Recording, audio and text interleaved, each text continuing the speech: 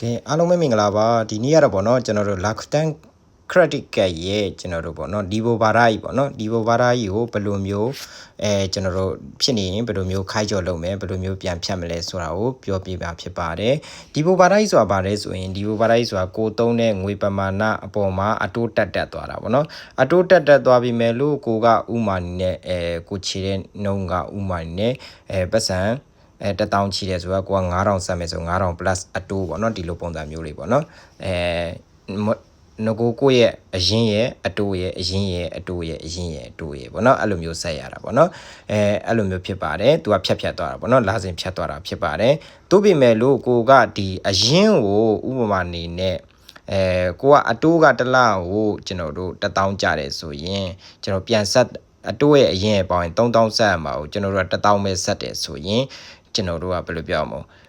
ဲအတိုးတွေကနေအတိုးတွေကောမစနိုင်ရင်အတိုးတွေကနေအရင်နဲ့ပေါင်းအတိုးတွေကနေအရင်နဲ့ပေါင်းတောက်လျှောက်ဒီဘိုဘာတိုင်းဆိုတာကျွန်တော်တို့ဆက်လို့မကုန်တော့ဘူးလေကြောက်စရာကောင်းပါတယ်ပေါ့နော်သူ့ရဲ့အတိုးနှုန်းကဘယ်လောက်ရှိမလဲဆိုရင်ကျွန်တော်တစ်ချက်ကြည့်လိုက်အောင်ပေါ့နော်အတိုးနှုန်းကသူတို့ဖော်ပြထားတာတော့18%နေပေါ့နော်1000ချီရင်1900ကျော်ပေါ့နော်1800နီးပါပေါ့နော်1000ပြန်ဆက်မယ်1000ချီရင်1800လောက်အတိုးဆက်ရပါတယ်ပေါ့နော်ဥမာအနေနဲ့အဲ့1000ကတစ်လာတဲ့နဲ့ပြန်ဆက်လိုက်တယ်ဆိုရင်တော့ကျွန်တော်တို့1800လောက်နဲ့အတိုး1800လောက်နဲ့ဆက်လို့ရတကယ်လို့အဲ့1000ကိုကျွန်တော်တို့က9လဆက်မယ်ဆိုရင်เนาะတစ်လကို2000ပဲဆက်မယ်ဆိုရင်သူကကျွန်တော်တို့လာတိုင်းကြံတဲ့ပတ်စံရဲ့ကိုယ့်ရဲ့အရင်ရဲ့18%သူကတိုးပြီးတော့တောင်းမှာဖြစ်ပါတယ်ပေါ့နော်ပရီမီယံကတ်တွေဆိုရင်တော့15%ပေါ့နော်သူ့ရဲ့အတိုးနှုန်းကအရန်များတယ်ပေါ့နော်ဒါကြောင့်မို့လို့ကျွန်တော်ဒီဘိုဘာတိုင်းဖြစ်နေရဆိုရင်အတိုးနှုန်းအရန်များတယ်တကယ်ကိုကြောက်စရာကောင်းတယ်ပေါ့နော်တကယ်လို့အတိုးနဲ့အရင်နဲ့မဆက်နိုင်လို့ရှိရင်အဲ့အတိုးတွေက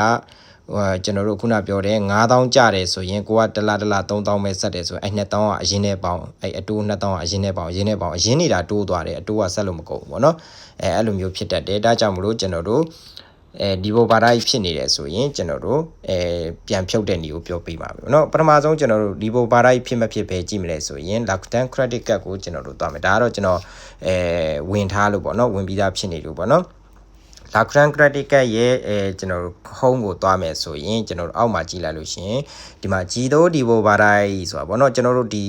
cat စလျှောက်တုံးက Giro Auto ဒီဘိုဘာတိုင်းကိုမှန်ချစ်လေးချစ်ခဲ့ရင်ဒီလိုမျိုးလေးเนาะဒီမှာတိုရိုကူချူပေါ့နော်တိုရိုကူချူအစိမ်းရောင်လေးဖြစ်နေတွေ့လားအဲ့ဒါဆိုရင်ကျွန်တော်ဒီဘိုဘာတိုင်းဖြစ်နေပါတယ်အဲ့လိုလဲစစ်လို့ရတယ်ပြီးလို့ရှိရင်ကျွန်တော်တုံးထားတဲ့ငွေတွေပေါ့နော်တုံးထားတဲ့ငွေတွေကိုလည်းကျွန်တော်တို့စစ်လိုက်မယ်ဆိုရင်ဒီမှာအနောက်မှာဒီဘိုဘာတိုင်းနဲ့ပါတယ်ပြန်မှာသူက3နဲ့တစ်ချက်33နှစ်ချက်33မှာလမ်း833 933ဒီဘိုဘာတိုင်းတွေကိုတွားဝင်တယ်ပေါ့နော်အဲ့ဒီဘိုဘာတိုင်းကိုကျွန်တော်တို့အဲ့ဆိုရင်ဒီဘိုဘာတိုင်းဖြစ်နေကြောင်းကျွန်တော်တို့သိမယ်ပေါ့နော်ကဲဒါဆိုရင်အဲ့ဒီဘိုဘာတိုင်းကိုဘယ်လိုပြန်ပြောင်းမလဲပေါ့နော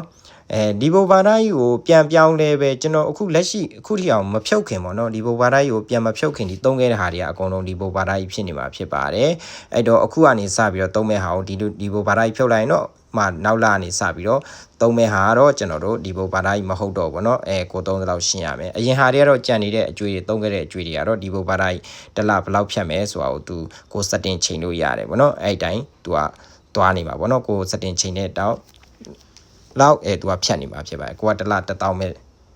ကြံချင်မယ်ဆိုရင်သူက1000ပဲပေါ့နော်တကယ်လို့အတိုးနဲ့အရင်က2000ဖြစ်နေဆိုရင်အတိုးတွေကအရင်နဲ့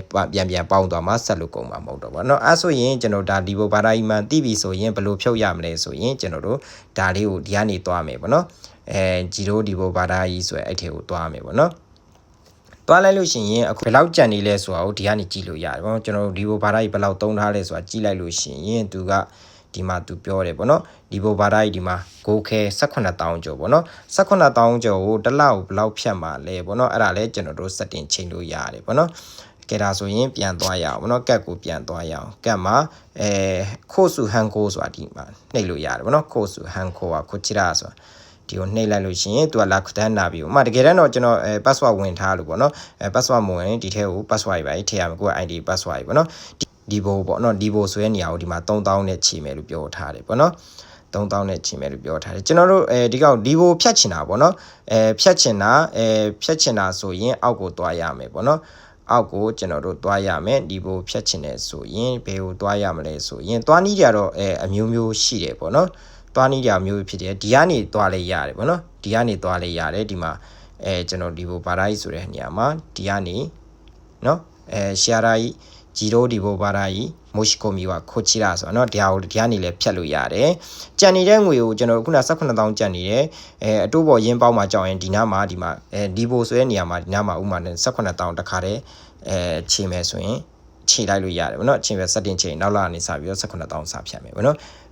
မဟုတ်ဘူးအဲ့ဒါဆိုရင်ကျွန်တော်တို့ကဒီဘိုနောက်3တဲ့ဟာတွေကစဒီဘိုမလုပ်တော့ဘူးကို3လောက်ခြေမဲဆိုရင်ဒီကနေဝင်ပြီးတော့ပြောင်းလို့ရတယ်တခြားဝန်ကြီးတွေလည်းရှိတယ်ဆိုတော့ကျွန်တော်သွားကြည့်လိုက်ဗောနော်တခြားဝန်ကြီးတွေကဘယ်ရရှိတယ်ဆိုရင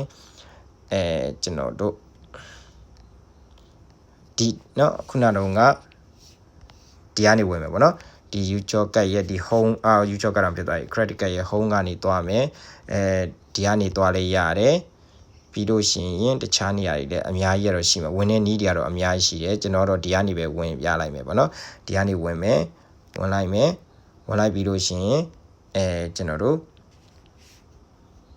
့ဒီဘိုဘာရာကြီးခိုင်းကြောတယ်ဒီမှာเนาะဒီဘိုဘာရာကြီးခိုင်းကြောတယ်တရားကိုရှေ့ဆက်သွားလိုက်မယ်ရှေ့ဆက်သွားမယ်ဗောနော်ရှေ့ဆက်သွားလိုက်မယ်သွားပြီးလို့ရှိရင်ဒီမှာသူကပြထားတယ်ဗောနော်ကျွန်တော်တို့ခိုင်းကြောလောက်လိုက်ရင်နောက်လာနေခိုင်းကြောလုတ်ပြီးနောက်လာနေစသုံးတဲ့ဟာကိုတလားတစ်ခါဖြတ်ပါမယ်ဆိုသူပြထားတယ်ဗောနော်အကိုင်ဘာရာကြီးကတခီရောဗောနော်တစ်ခါတည်းနဲ့ချိန်မယ်ဆိုတဲ့ဟာဗောနော်ဒါဆိုရင်ဒီဘိုဘာရာကြီးခိုင်းကြောဆိုတာကိုဆက်သွားမယ်ဗောနော်သွားပြီးလို့ရှိရင်ခိုက်ကြော်ရှိမှရှိတာခိုက်ကြော်ခန်ဒီယောရှိမှရှိတာတယ်ပြီးသွားရင်เนาะအဲ့ဒါလေးနှိပ်ရုံပဲဒါဆိုရင်နောက်လာစပြီးတော့တုံးလိုက်တာ ਨੇ ကျွန်တော်ဒီဘိုဘာရာကြီးမဖြစ်တော့ဘူးပေါ့เนาะအမှပြီးသွားရင်မေးလေးရောက်တယ်ပေါ့เนาะကဲဒါဆိုရင်ရှေ့ပြန်သွားမယ်ပေါ့လေเนาะဒါဆိုရင်ဒီဘိုဘာရာကြီးကကျွန်တော်တို့ဒီနေ့နောက်လာနေစသုံးတာကဒီနောက်မှာဒီဘိုဘာရာကြီးဆိုတာမပါတော့ဘူးပေါ့เนาะကဲဒါဆိုရင် home ကိုပြန်သွားကြည့်မယ်ပေါ့လေเนาะခိုင်းကြောတကယ်လို့ခိုင်းကြောမလုပ်ရသေးရင်ခိုင်းကြောလောက်ထားကြပါအတိုးအရမ်းများတယ်ဒီညမှာမီတိုးတို့ခုဆိုတာဖြစ်သွားပြီเนาะအခုကတော့အစိမ့်လေးကနေမီတိုးတို့ခုဆိုတာဖြစ်သွားပြီအဲ့တော့ကျွန်တော်တို့ကြံနေတဲ့ပတ်စံနေအခုကဘယ်လောက်ကြံနေလဲဆိုရင်အရင်သုံးခဲ့တဲ့ပတ်စံတွေကသူကတစ်လနည်းနည်းပဲဖြတ်မှာဆိုတော့အဲ့ထဲပဲပြန်နည်းနည်းပဲဖြတ်မှာပေါ့เนาะနည်းနည်းဖြတ်မှာဆိုတော့ကျွန်တော်တို့အကုန်လုံးမတုံးမဲ့တဲ့ရှီယာရိုက်ဆိုတာလည်းကျွန်တော်တို့လုပ်လို့ရတယ်ပေါ့เนาะအဲ့ဒါကိုကျွန်တော်တို့တစ်ချက်ရှာကြည့်ပေးမယ်ဗောနော်အခုကတော့မတုံးမဲ့တဲ့ရှာတာရှိတယ်ဗောနော်ကျွန်တော်တို့ဒီမှာသူပြောသလိုခံရောဖြစ်သွားပါပြီဗောနော်ပြီးဆုံးသွားပါပြီဒီဘိုဘာသာကြီးပြီးဆုံးလို့ဂျီမေးမှာဗောနော်ဒီဘိုဘာသာကြီးပြီးသွားပြီဒီဘိုဘာသာကြီးထပ်လုပ်ချင်တယ်ဆိုတော့ဒီကနေနော်အတော့ကာရာဒီဘိုဘာသာကြီးပဲပြန်လုပ်လို့ရတယ်ရှီယာရိုင်းနီခန့်တဲ့ကခိုချီရာဆိုတာဒီမှာဂျီမေးမှာပါတယ်ဗောနော်အဲ့ထဲမှာကျွန်တော်တို့တစ်ချက်ဝင်ကြည့်လိုက်မယ်ဗောနော်တစ်ချက်ဝင်ကြည့်လိုက်လို့ရှိရင်အောက်ကိုသူကဒီမှာရှီယာရိုက်ကိုဆုနော်ဟန်ကိုကခိုချီရာဆိုတာရှိတယ်ဗောနော်အဲ့လိုရှင်ဒါမှမဟုတ်လို့ရှင်ဟန်ကိုလုပ်ချင်တယ်ဆိုအခုန Gmail ကနေဗောနော်ကျွန်တော်တို့ဝင်လာတဲ့ Gmail ကနေနှိပ်ပြီးတော့ကျွန်တော်ဟန်ကိုလုပ်လို့ရတယ်အခုနနေရာပဲဗောနော်ဒီညမှာကျွန်တော်တို့1030စပ်ပါပဲဘာညာလုပ်လို့ရတယ်ဒါမှမဟုတ်လို့ရှင်ခုနဗောနော်ပြောက်သွား sorry ရှီယာရိုင်းနေခန့်ရှိတော့ခိုချီရာကိုပြန်နှိပ်မယ်နှိပ်ပြီးတော့ကျွန်တော်တို့ဒီရောက်ပေါ့နော်မာတိုမဲတဲ့ရှီယာရိုင်းကိုဒီမှာနော်ဒီဟာလေးလုတ်လိုက်မယ်ပေါ့နော်မာတိုမဲတဲ့ရှီယာရိုင်းကိုကျွန်တော်အရင်သုံးထားတဲ့ဟာတွေကိုအတိုးမတက်အောင်ကျွန်တော်တခါတည်းခြေလိုက်မယ်ဆိုတာကိုနှိပ်လိုက်မယ်ပေါ့နော်နှိပ်လိုက်ပြီးတော့ကျွန်တော်တို့ဒီရောက်မှာဘယ်လောက်ခြေမှာလဲဆိုတာဒီမှာပေါ့နော်ဒီမှာကျတော့shopping အတွက်ကကျွန်တော်တို့မရှိဘူးကျွန်တော်တို့ဒီမှာ18000ရှိနေကိုသုံးတာဒီယောက်က0ဆိုတော့လုံးစရာမလိုဒီမှာ18000ဖြစ်နေဒါတွေကိုအကုန်လုံးပေးပါမယ်ဆိုပြီးတော့လုပ်လိုက်မယ်เนาะအကုန်လုံးတစ်လလေးနဲ့မပေးနိုင်ဘူးဆိုရင်တစ်လအကုန်လုံးမပေးနိုင်သေးဘူးဆိုတော့2လခွဲပေးခြင်းတယ်ဆိုရင်ဒီလကကျွန်တော်18000နဲ့ဒီထက်ကနေဘယ်လောက်တော့ဗောနော်15000ရင်15000ရင်15000ဗောနော်အဲ့လိုမျိုးလုပ်လိုက်မယ်ဗောနော်ဒီတစ်ခေါက်ကတော့ကျွန်တော်တို့အကုန်လုံးပေးလိုက်မယ်ဗောနော်အကုန်လုံးပေးလိုက်မယ်ပေးမယ်လုပ်ပြီးတော့ကျွန်တော်တို့စုကီရဲ့သွားမယ်ဗောနော်အဲ့ဒါဆိုရင်တော့ရှိတဲ့ပတ်စံအကုန်လုံးအတိုးပေးကြမလို့တော့အကုန်နောက်လာပေါင်းချင်မယ်ဗောနော်တိုးတို့ကူစုလို့ဆိုတာကိုကျွန်တော်တို့နှိပ်ပါမယ်ဗောနော်အဲ့ဒါဆိုရင်ဒါလည်းပြီးသွားပြီဗောနော်အခုနောက်ကျွန်တော်တို့အရင်ဒီဘိုဘာသာကြီးလှုပ်ထားတဲ့ဟာလည်းအကုန်လုံးပေးမယ်နောက်လာမယ့်ဟာလည်းဒီဘိုဘာသာကြီးကိုဖြုတ်လိုက်ပြီဗောနော်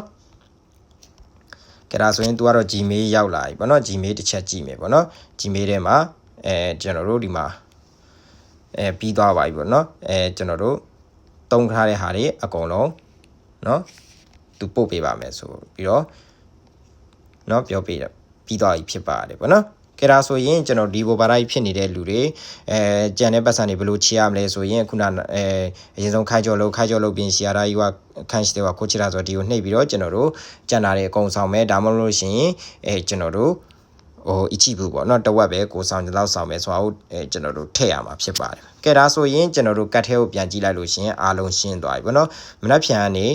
မနှက်ဖြန်မဟုတ်နောက်လာနေစတုံတဲ့ဟာကဒီမှာဒီနားလေးတဲ့အစိမ့်လေးပျောက်သွားပြီပေါ့နော်ဒီနားလေးစိမ့်နေတတိထားပါတော့နော်ဒီနားလေးကအစိမ့်လေးကပျောက်သွားပြီဒီမှာကြံနေရလဲ18900ကျော်အဲ့ဒါလဲကျွန်တော်တို့ mathematics ပါတိုင်းနောက်လာexecution နဲ့ကိုပို့လာပါလိမ့်မယ်ပေါ့နော်တကယ်လို့execution နဲ့ပို့မှာဖြစ်တဲ့အတွက်ကြောင့်မလို့